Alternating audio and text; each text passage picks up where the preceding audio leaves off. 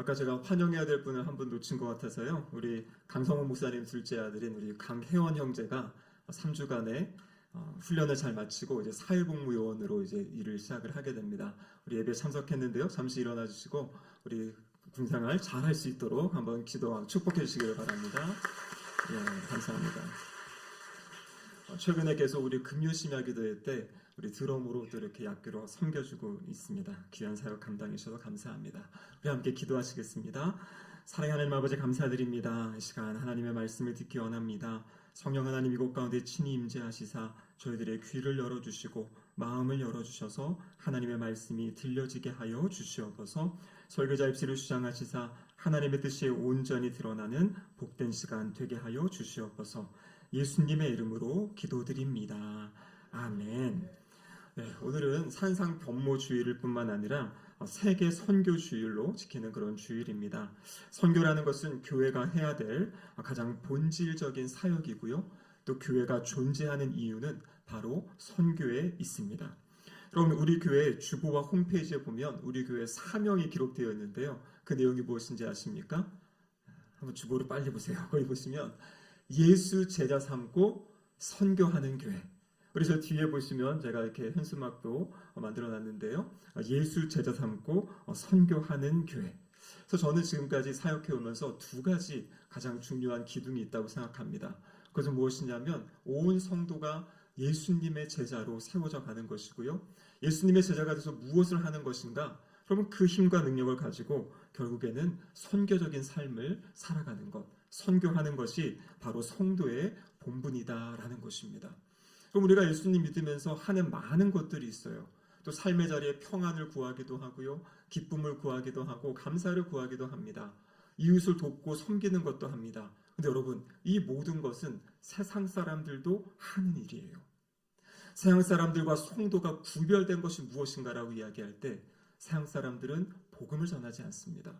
성도들은 어떤 사람이냐면요, 하나님 주신 세상의 복을 누리고 사는 것 그것뿐만이 아니라 그 주신 은혜와 복을 가지고 복음을 전하고 선교하는 삶, 그것이 바로 세상과 구별된 우리 성도의 삶인 줄로 믿습니다. 그래서 저는 언제나 기도했던 것이 선교하는 교회를 제가 세우고 싶다, 선교하는 교회로 만들고 싶다라는 기도의 제목이 있었는데 우리 신길동 교회 부임하고 보니까요, 여기저기 복도와 또 우리 예배당 뒤에도 선교지 사진이 걸려 있어요. 사실 제가 지금까지 거쳐온 교회들 중에는 사실 그런 교회들이 없었습니다. 주부에는 선교하는 많은 교회들이 있고 했어도 교회 어디에 이 선교의 모습을 붙여놓고 특별히 담임 목사님이 직접 선교지를 방문하시며 또 이렇게 다니는 교회는 사실 드문 교회의 모습이에요. 근데 우리 교회는 제가 너무나 감사한 것이 와봤더니 너무나 열심히 선교의 사역에 헌신하고 동참했던 역사를 가진 그러한 교회였다. 그래서 저는 너무나 감사하고 기쁜 마음이 있었습니다. 또 이번에 이 원로 목사님과 함께 또 우리 장로님과 또 우리 선교사님과 선교지로 돌아다니는 그 시간들을 통해서 우리 신길동 교회가 지난 28년 동안 얼마나 귀한 이 태국 선교를 해 오셨는지 또 배우고 알게 되었고요. 우리 교회가 세운 교회도 있고 또 교회 리모델링 할 때 또 도운 교회도 있고 또 지금도 매년 이렇게 교회 지원하고 후원하는 그것의 아름다운 열매들 또 결실들을 보게 되어서 너무나 감사했습니다. 여러분, 그렇습니다. 이 선교는 단순히 어떤 물질을 보내는 것이 아니고요, 바로 하나님의 사랑을 전하고 나누는 그런 귀하고 복된 사역이고요. 결국에 우리 교회의 열매는 이 선교의 열매로 나타난다라는 것입니다. 그래서 오늘 우리 말씀 본문을 통해서 주님이 가르쳐 주신 진정한 선교의 의미를 함께 나누어 보도록 하겠습니다. 여러분, 첫 번째로 선교는 무엇이냐면 주님의 심장으로 찾아가는 신방이다라는 것이에요. 오늘 본문 마태복음 9장 35절에 보시면 이렇게 기록되어 있죠. 우리 같이 한번 읽어보겠습니다. 예수께서 모든 도시와 마을에 두루 다니사 그들의 회당에서 가르치시며 천국 복음을 전파하시며 모든 병과 모든 약한 것을 고치시니라. 아멘. 그럼 오늘 말씀에 보시면 예수님이 어떻게 하셨다고 말씀하십니까? 두루 다니사 모든 도시와 모든 마을에 두루 다니셨다. 주님은요, 가만히 앉아 계시면서 누군가가 오기를 기다리지 않으셨습니다. 오늘 본문에 나온 것처럼 그 도시들을 주님이 그 땅을 밟으시면서 사람들을 찾아가신 거지요. 사람들이 함께하지 않으려는 사람들, 죄인이라 불리우고 그 당시에 여러 가지 질병 때문에 사람들이 함께하려 하지 않은, 접촉하려 하지 않은 그런 사람들을 우리 주님은 친히 찾아가셨다. 그것이 바로 공생의 기간 동안에 주님이 보여주신 그 모습입니다. 이어지는 36절에 보시면은요, 그들을 찾아가셔서 어떻게 하십니까? 그 무리를 보신 것이에요. 그들의 상황이 어떤지를 주님은 그것을 보신 거죠. 그리고 어떻게 말씀하십니까? 불쌍히 여기시니 이는 그들이 목자 없는 양과 같이 고생하며 기진함이라. 우리 주님은요, 실제 그 사람들의 삶의 자리를 찾아가셨고요, 그들의 이야기를 들으시고 그들의 모습을 보시면서 그들의 영적인 상황이, 그들의 삶의 자리가 어떤지를 친히 보셨다라는 것입니다. 여기서 불쌍히 여겼다라는 것은요, 긍휼히 여겼다라는 것인데, 이것은 창자가 끊어지는 듯한 그런 고통을 느꼈다라는 것이에요. 하나님의 형상으로 창조된 사람들이 하나님을 떠나서 우상을 섬기고 그 죄악 가운데 살아가는 그 모습을 보시면서 너무나 안타까워하신, 그래서 그들의 모습이 하나님을 떠나서 잘 살아가는 것이 아니라 오늘 본문에 나온 것처럼 고생하는 삶, 기진하는 삶. 여러분, 기진한다는 것이 무엇입니까? 기운이 다하여서 힘이 없는 삶, 메가리가 없고 힘이 빠져 살아가는 그 모습을 보시면서 우리 주님은 지금 마음 아파하셨다, 불쌍히 여기셨다라고 말씀하고 계십니다. 그래서 이 공생의 사역은 제가 묵상하다가 이것은 예수님의 신방 사역이다. 갈급해하고 힘들어하고 어려워하는 영혼들, 심령들을 주님이 직접 찾아가시면서 그들을 신방하신 놀라운 사역이다라는 생각이 들었습니다. 여러분, 선교지를 방문한 첫날이 화요일이었는데요. 그때는 특별히 라오족 교회들을 돌아보았습니다. 바로 시온 교회와 호에이 야사이 교회. 호에이 야사이 교회는 아마 우리 교회가 선교하는 중에 가장 많은 열매가 맺혀진 교회인 것 같아요. 그래서 작년에 우리 김장원 선교사님 오셔서 오후 예배 때 그때 말씀 전하실 때 이 호에이 야사이 교회의 그 수바 전도사님이 이제 목사님이 되어가지고 우리에게 또 이렇게 인사말을 전하는 그런 영상도 우리가 본 적이 있습니다. 이번에 가봤더니 그곳에는 110명의 아이들이 기숙사 4동에서 생활하면서 함께 이렇게 예배드리고 또 학교에 다니는 또 그런 모습을 보게 되었습니다. 그래서 선교지에 방문해서는요, 궁금해하실 것 같아서 처음에는 먼저 현지 사역자분들이 나와서 인사를 하시고요, 또 본인 교회의 현재 상황이 어떠한지 그들을 이렇게 나눠주세요. 그런 다음에 이제 그 팀 교회에서 준비된 어떤 특송의 찬양을 또 불러주시고요. 그리고 이제 원로 목사님 나오셔서 목사님도 인사 말씀을 하시고 이제 후임 목사가 온 것을 이야기하시면서 이 사역을 이제 이어갈 것을 말씀해 주십니다. 그 뒤에는 이제 제가 설교 말씀을 전하고 또 함께 또 기도하고 또 마지막에는 축도로 마무리하고요. 그 다음에는 어떠한 것을 하냐면 선물 전달하는 시간을 갖습니다. 그래서 우리가 한국에서 가져간 그런 김도 드리고 달력도 드리고 또 약간의 또 성경 헌금도 드리고, 그럼 또 현지 교회 분들도 그분들이 준비한 어떤 가방이라든지 또 어떤 옷 같은 것을 드리면서 서로 이렇게 은혜를 나누고 사랑을 나누는 그러한 시간을 갖습니다. 그리고 마지막에는 또 그분들이 준비하신 이런 맛있는 식사를 이렇게 또 먹습니다. 저는 가기 전에 이제 선교 예산에 보니까요, 막 저녁 식사 시간 해가지고 예산이 막 책정되어 있길래 이렇게 값 나가는 걸 먹어도 되나 생각이 됐는데, 가봤더니 그 모든 식사 비용은 이제 교회에서 먹고 선교비로 다 드리는, 그래서 외식은 한 2번밖에 안 한 것 같습니다. 다 그냥 현지 교회에서 주시는 음식을 맛있게 먹었는데요. 원로 목사님이 상당히 저를 보시고 흐뭇해하셨습니다. 제가 모든 음식을 가리지 않고 열심히 먹는 것을 보시고, 저는 억지로 먹진 않았고요. 실제로 맛은 잘 못 느꼈지만 배부르게 먹었습니다. 그래서 선교지가 참 잘 맞는구나라는 이제 그런 생각도 하였습니다. 제가 선교지 갈 때 책을 2권을 가져갔어요. 이제 설교를 해야 되니까 성경책을 들고 가고, 우리 생명의 삶 큐티책을 들고 갔습니다. 저는 요즘에 생명의 삶을 그 날짜 말씀을 묵상하지 않고 한 주 앞서서 저는 묵상해 가고 있습니다. 왜냐면 그래야 먼저 그 말씀을 묵상하고 그 안에서 한 주간 어떤 설교를 할지 준비할 수 있어가지고, 그래서 저는 이제 선교지에서도 이 새벽마다 아침마다 일어나서 이제 말씀을 묵상했는데, 그때 이제 수요일 아침에 본문이 마태복음 13장이었습니다. 근데 마태복음 13장에 어떤 말씀이 있냐면 12장이네요. 12장 50절에 이런 말씀이 있습니다. 같이 한번 읽어보죠. 누구든지 하늘에 계신 내 아버지의 뜻대로 하는 자가 내 형제요 자매요 어머님이라 하시더라. 이 말씀을 아침에 이렇게 묵상하는데 전날에 돌아보았던 교회, 또 함께 나누고 함께 예배드렸던 그 상황들을 보면서 이건 진짜 우리가 한 형제이고 가족이구나. 하나님의 뜻대로 행하는 자, 예수 그리스도의 십자가의 죽으심과 부활의 이 복음을 믿고 함께 하나님을 예배하는 사람들. 여러분, 저는 전혀 낯선 그분들이었는데요. 그곳에 가서 함께 인사하고 예배드리고 선교사님의 통역을 통해서 대화하는 과정을 통해서 너무나 평안한, 마치 이전에 만나보았던 것 같은 그러한 만남들을 갖게 된 것. 여러분, 이것이 무엇입니까? 하나님 안에서 우리가 한 가족이기 때문입니다. 그분들도 하나님을 아버지라 부르고 우리도 하나님을 아버지라 부르니까요. 결국에 우리 모두는 함께하는 하나님의 가족, 형제다라는 것이에요. 그래서 제가 어제 우리 홈페이지에 태국 산족교회 이렇게 표현한 것들을 제가 바꿨습니다. 태국 형제교회.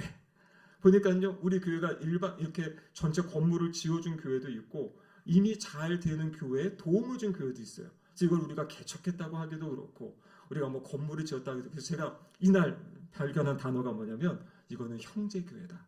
함께 돕고 함께 섬기고 함께 기도하고 함께 이 살아가는 신앙생활하는 그런 형제교회다라는 그러한 마음이 들었습니다. 멀리 있는 곳에 선교는요, 그냥 물질만 보내는 것이 아니에요. 한국교회 많은 교회들이 이 물질만 보내다가 어려움을 당했던 경우들이 많이 있습니다. 그곳을 돌아보고 함께 마음을 나누고 또 서로 교회 이야기를 나누고 서로를 위해 기도해주고 할 때 서로가 이 자라가고 성장하는 그러한 교회의 모습을 보여주고 있는 것이죠. 여러분, 태국은 인구가 한 7천만 정도 된다고 합니다. 근데 그 중에 기독교인이 1%가 채 되지 않아요. 그러니까 정말 복음이 필요하고 이 선교의 사역이 필요한 지역이 바로 이 태국 지역이다라는 것입니다. 그래서 제가 그때 우리 단톡방에 올렸지요. 우리 신길동교의 선교 사역이 무엇인가? 제가 이전에 했던 사역들은 주로 청년들을 1년 동안 준비시켜가지고 여러 가지 뭐 공연도 하고 이래가지고 청년들이 가서 이제 그렇게 이제 성경학교를 해주는 3박 4일 성경학교를 하고 저는 그때 이제 말씀을 전하고 이런 선교를 했었는데 우리 교회는 보니까 원로 목사님이 가시고 또 우리 당회원 장로님들 가시고 도대체 이게 무슨 선교의 모습일까 했는데 그때 제가 이제 딱 발견한 게 뭐냐면 우리 신길동 교회 선교는 바로 신방 사역이다.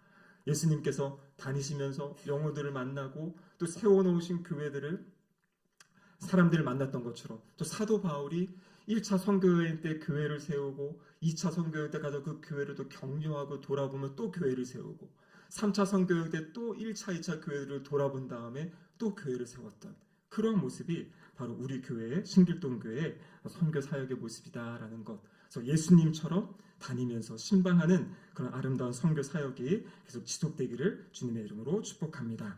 두 번째는요, 선교 사역은 보니까요, 하나님의 시선으로 보는 것이에요.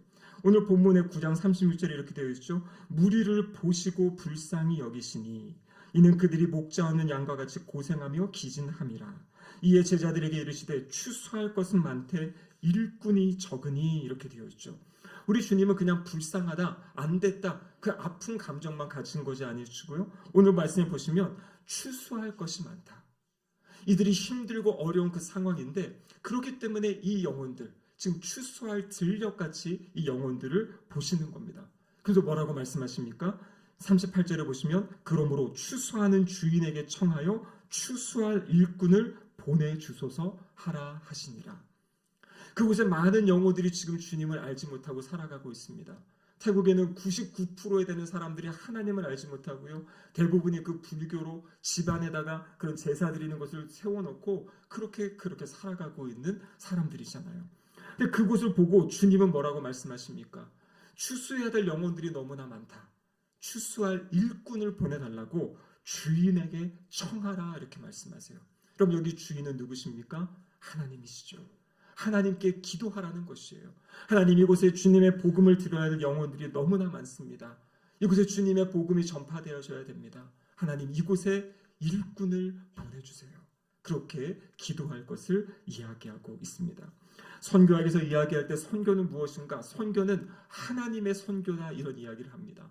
하나님의 선교란 무엇이냐면 선교의 주체가 하나님이시고요, 선교를 이루어 가시는 분도 하나님이시라는 것이에요.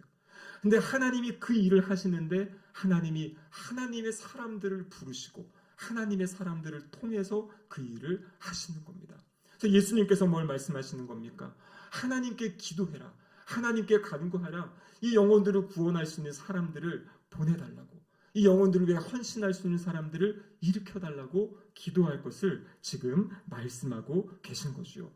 여러분, 어떤 분들은 하나님의 선교니까 하나님이 다 하실 거니까, 또 우리 장로교의 어떤 예정론에 대한 이야기를 가지고 하나님이 구원할 영혼이면 다 구원하시겠지, 우리가 굳이 그렇게 열심히 움직여야 돼, 우리가 사역해야 돼, 이런 말씀을 하시는 분들이 있어요. 그럼 그것은 하나는 알고 둘은 모르시는 겁니다. 하나님이 예정하고 작정한 영혼들도요, 그들에게 말씀이 전해지고 복음이 전해져야 그들이 구원을 받는 거거든요. 그러기 위해서 하나님은 끊임없이 하나님의 사람들을 일으키시고 하나님의 사람들을 보내신다라는 것입니다. 여러분, 이 목요일날 제가 묵상한 말씀이 마태복음 13장인데요. 13장에 이런 말씀이 있습니다. 마태복음 13장 16절에 보시면, 그러나 너희 눈은 봄으로 너희 귀는 들음으로 복이 있도다. 이 말씀을 아침에 묵상하는 가운데 하나님이 나에게 보게 하시는구나, 하나님이 또 듣게 하시는구나, 선교사님을 통해 또 현지 사역자들을 통해, 여러분 제가 많이 이렇게 태국에 대한 그림 사진도 보고 또 우리 교회에 있는 이 사진들도 보고 이야기도 많이 들었습니다. 몇몇 장로님들, 특히 우리 이근 장로님 선교에 대해서 거의 이근 장로님을 통해서 태국 선교가 이렇게 시작이 되지 않았습니까? 그래서 많이 말씀해 주셨어요. 카렌족이 어떻고 라우족이 어떻고 하셨는데 사실 감이 와닿지는 않았어요. 근데 그 들었던 것을 가지고 현장에 가서 보고 그분들을 만나고 그분들이 먹는 음식을 먹어보고 하니까 이분들이 이렇게 살아가고 있구나, 이렇게 이곳에서 신앙생활하고 있구나. 정말 힘들고 어려운 상황에서도 제가 그런 궁금증이 있었거든요. 우리 주부에 보면 전도사님들이 많아요. 현지 사역자들이.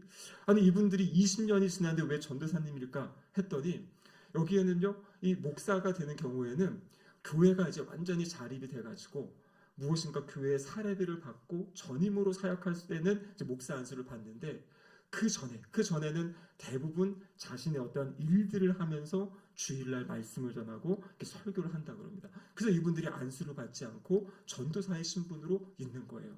근데 태국의 이 노회는 노회 법적으로 전도사 신분으로도 성찬식을 인도할 수 있고 축도도 할 수 있는, 하지만 세례는 베풀지 못해서 이제 세례 때에는 목사님들이 오셔가지고 세례를 하지만, 이분들이 정말 그 교회 사역만 하는 것이 아니라 주중에는 자신들의 삶의 자리, 농사 짓는 분도 있고 사회보호 이런 요양사 같이 또 일하시는 분도 있고, 그렇게 치열하게 삶의 자리를 살아가시면서 또 교회를 이끌어가고 또 교회 지도자수의 역할들을 감당하고 있는 그러한 모습들을 현장에 가니까요 보게 되더라고요. 자, 이분들이 정말 귀한 사역을 감당하고 계시는구나. 목요일에는요, 우리가 치앙마이 남쪽에 있는 이 산족 교회들을 둘러보았습니다. 그 산족 교회, 여러분 올라가 보니까요, 차가 계속 올라가는 거예요. 옆에서 김규성 장로님은 계속 고도가 얼마가 되는지를 이렇게 외부로 보시는데요. 이 고도가 이 태국에 있는 이 쿤택 교회 같은 경우는 해발 1100m 고지에 있는 교회입니다. 그래서 계속 산으로 올라가는데요.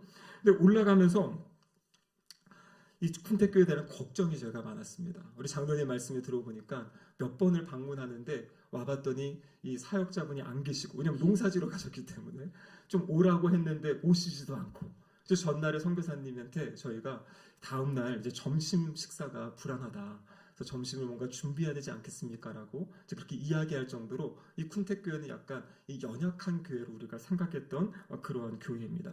근데 여러분, 이 쿤택 교회 갔는데 참 놀라운 일이 있었습니다. 갔더니 이 전도사님이 계시고 사모님과 그리고 맛있는 점심 식사를 준비해 주셨어요. 우리 한번 사진 보여주시죠. 쿤택 교회가 저렇게 이제 교회가 지어진 교회고요. 또 다음 사진에 보시면 맛있어 보이죠.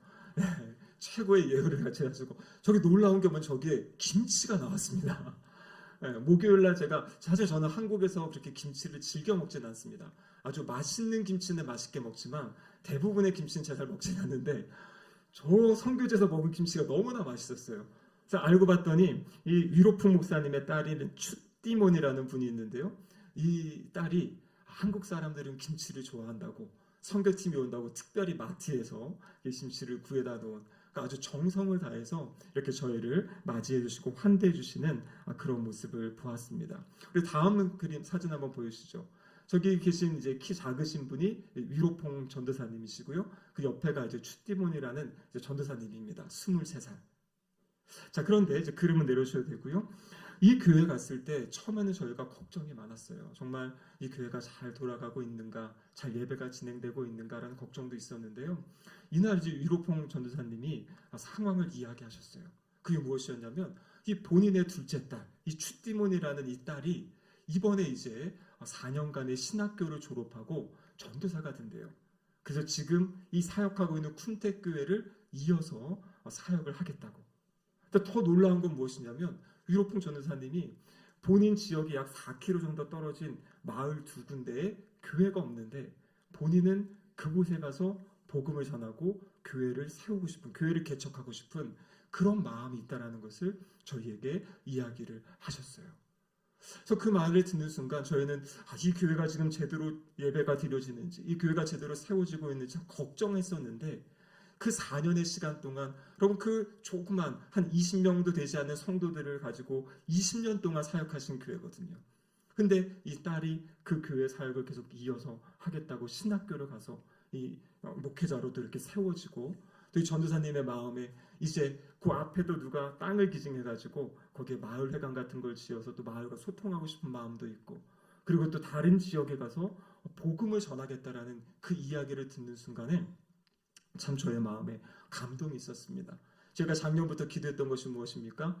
이 모든 태국의 선교지 교회들이 자립하는 교회, 선교하는 교회, 또 다른 곳에 복음을 전하고 복음을 나누는 교회가 되게 해달라고 기도해 왔는데 이 전도사님의 그러한 마음, 또 그러한 고백들을 들으면서 하나님이 이렇게 일하고 계시는구나. 20년 동안 그 마을에서 그 작은 성도임에도 불구하고 함께 모여서 예배드리고 그 했던 그 모든 것이 조금씩 하나님이 주시는 열매가 맺혀져 가는구나 라는 것을 보면서 참 하나님께 감사한 그런 시간을 보냈습니다.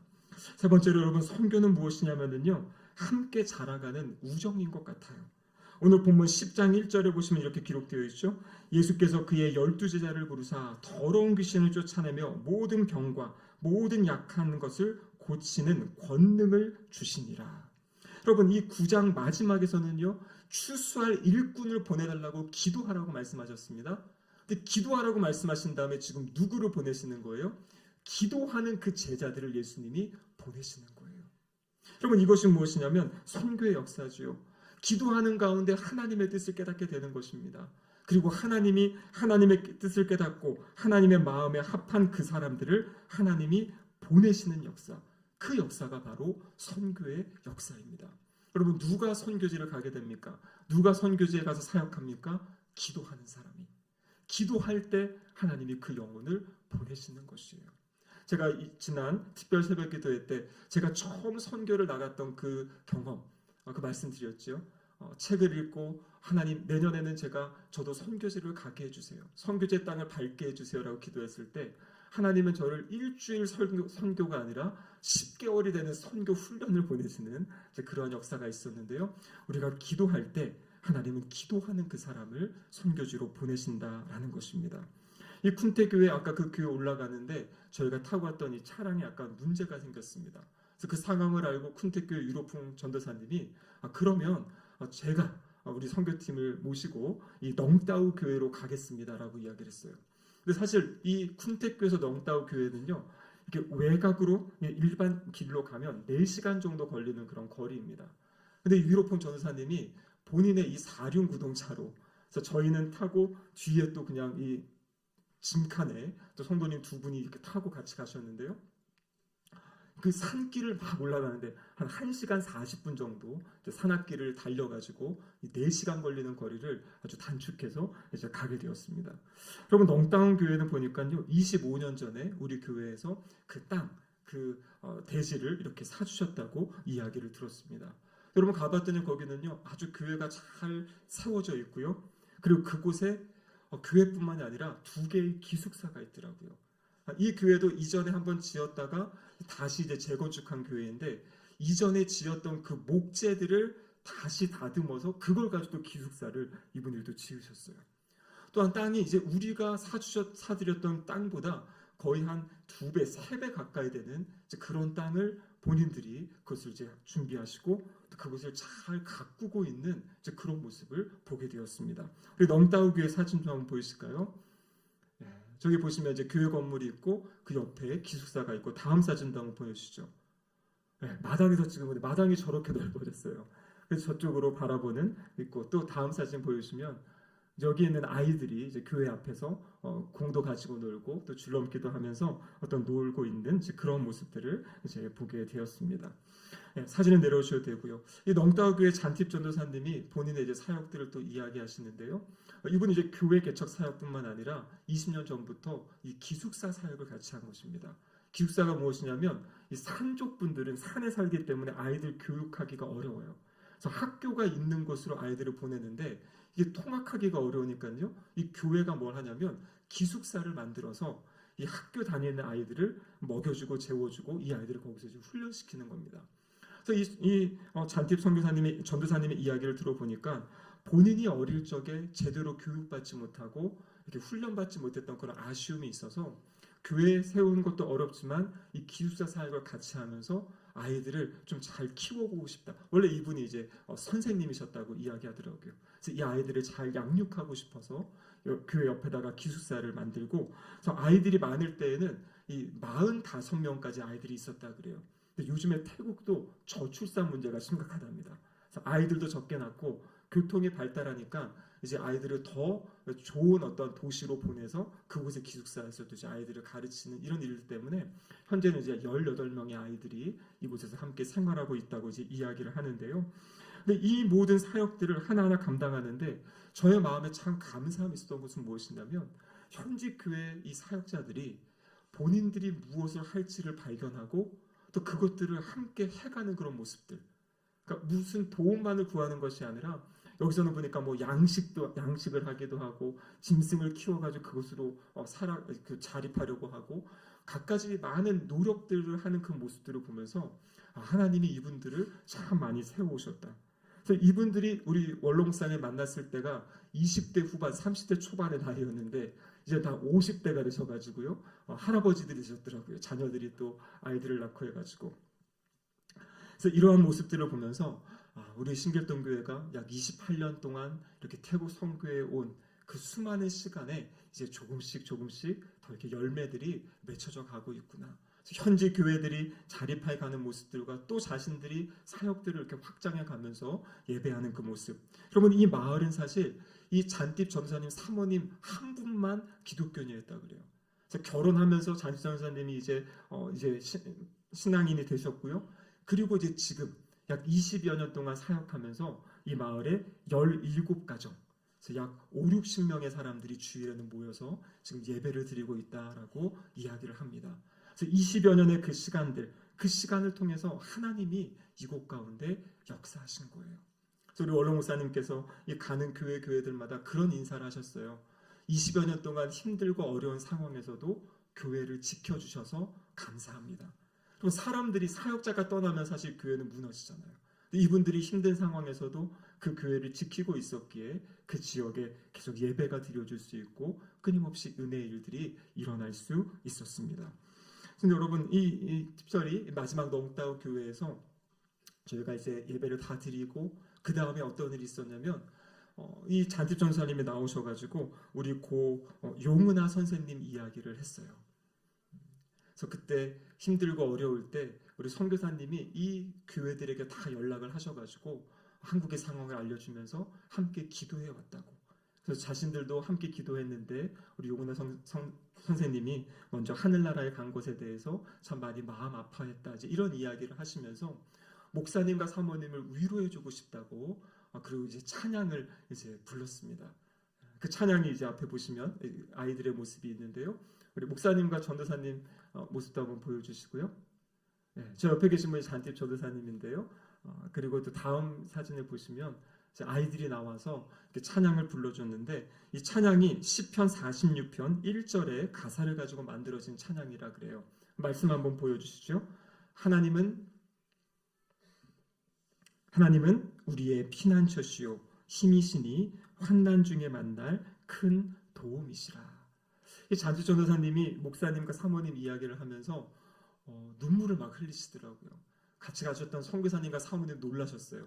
지금까지 저분의 저런 모습을 한 번도 본 적이 없는데 선교사님 뒤에 고개를 숙이고 눈물을 흘리시면서 정말 이 마음에 닿는, 그래서 그때 저의 마음에 너무나 큰 감동이 있었고요. 아이들이 찬양을 시작하는데요. 제가 이제 핸드폰을 들고 영상을 찍으려다가 제가 사실 잘 안 울어요. 못 울어요. 근데 저희 눈에서 눈물이 막 흐르는 거예요. 그래서 정말 하나님이 서로가 서로를 위로해주고 축복해주고 격려해주는 이곳에 하나님이 임재하시는구나라는 것을 느끼게 되었습니다. 우리 교회가 선교지를 방문해서 격려하고 도움을 주고 그 교회를 세워주는 그 역할, 근데 여러분 그것만이 아니라요, 선교지의 교회가 또 우리를 위로하고 격려하고 우리 교회를 위해 또 기도하는, 우리 목사님이 원로 목사님 그런 얘기 하셨어요. 김 목사님, 여기에도 우리 신길동 교회가 있습니다. 여러분 여기에 눈에 보여지는 우리 신길동 교회만이 아니라 지금 태국에도 우리 교회가 기도하고 헌신하고 또 선교 헌금을 보내는 그것을 통해서 그곳에 또 우리 형제 교회들이 세워져 가고 있는 아름다운 모습들이 있다라는 것입니다. 여러분 지난 28년 동안 이 귀한 선교의 사역을 감당하시느라 많이 수고하셨습니다. 그리고 이제 또 새롭게 이 선교의 사역을 이어가야 될 것 같아요. 많은 교회들이 후임 목사님이 오면 기존의 선교지를 다 바꿔버립니다. 그리고 단절하고 새롭게 선교를 시작하는데요. 저는 이번 사역을 돌아보면서 그것은 아니다. 28년 동안 이렇게 온 교회가 함께 정성을 다해 세우고 함께 맺어온 이 우정의 관계, 사랑의 관계, 서로가 서로를 품어줄 수 있고 위로하고 격려할 수 있는 이 관계를 계속 잘 지속해 가야겠다라는 그런 마음이 들었고요. 그래서 앞으로 이 선교의 사역을 어떻게 하면 계속 더 잘 지속하고 또 이렇게 풍성하게 세워갈 수 있을지 우리 성도님들과 함께 기도하면서 또 그 방법을 또 찾아가기를 원합니다. 말씀을 마무리하도록 하겠습니다. 여러분, 이 선교의 사역은 교회의 본질이에요. 교회의 존재의 목적이 복음을 전하는 것이고요, 영혼들을 구원하는 것입니다. 이 사역을 우리 신길동 교회가 지난 28년 동안 너무나 아름답고 멋지게 잘 감당해 오셨습니다. 그래서 이제 앞으로 또 우리가 이런 사역을 함께 감당할 수 있도록 기도하시면 좋겠고요. 제가 지난주 말씀드린 것처럼 여기에서 우리 모든 성도님들이 한번 이 태국의 현장에 가서 정말 그분들을 보시고 그분들을 만나시고 손도 잡으시고 함께 기도하는 것을 통해 함께 우리가 한 형제로서 신앙생활하는 또 하나님 나라를 세워가는 그런 아름다운 교회를 우리가 함께 세워가기를 주님의 이름으로 축복합니다. 아멘. 함께 기도하시겠습니다. 하나님 아버지 감사드립니다. 우리 신길동 교회 하나님 크신 사랑과 은혜를 주셔서 교회의 본질을 붙잡게 하시고 또 귀한 선교의 사역을 감당케 하셨음에 감사드립니다. 우리 신길동 교회를 통하여 힘을 얻고 또 은혜를 입은 이 태국의 교회들, 우리 형제 교회들, 교회들마다 주님 강건하게 일어나게 하시고 세워지게 하시고 부흥의 역사를 주님 허락하여 주시며 또 우리 신길동 교회도 함께 이 선교하는 사역을 통해 하나님의 기뻐하심의 뜻을 이루어가는 은혜로운 교회가 될 수 있도록 도와주시옵소서. 앞으로도 이 성경의 사역을 계속 잘 이어갈 수 있고 계승할 수 있는 우리 신길동 교회 될 수 있도록 인도하여 주시옵소서. 예수님의 이름으로 기도드립니다. 아멘.